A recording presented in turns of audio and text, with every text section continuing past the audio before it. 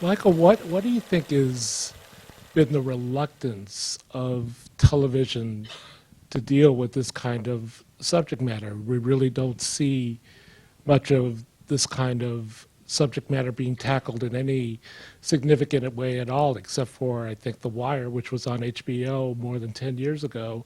Race has really sort of not only been, it's been absent from the landscape, and there hasn't been a whole lot of diversity. What has been the resistance, do you think? That that is a question that I asked when we started the show, and I naively thought at the time, I just said, well, it's not out there. Let's try to do it because it felt like it was an untapped market.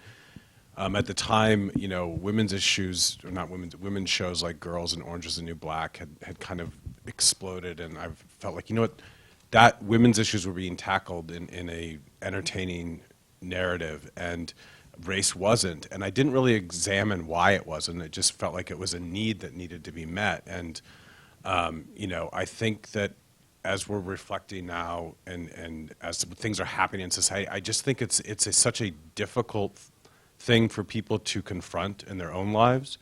And I think that we, you know, in a world that is supposedly post-racial, with Obama and stuff, that the reality is exploding in our faces. And I think it's hard to do an entertainment show that is so reflective, and it's difficult. Racism is something that, and classism is so emotionally difficult for an individual to face in themselves and then to be confronted in their living room. I think it's a difficult subject matter, and I think that's, and people are afraid of it. People are afraid to talk about it, and executives, which I was for many years, you don't want, it's sort of like a third rail. You just... Why are they afraid? What do you think is the fear?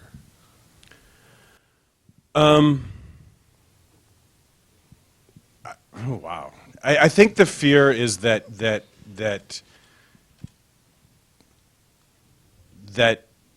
at least for television executives in LA and Hollywood, is that we all view ourselves as left-wing, or many people do. And I think that to confront something, and that there's a middle of America that no one, it seems to be a mystery land for everyone. And I think it just feels like it's something that everyone's just uncomfortable with.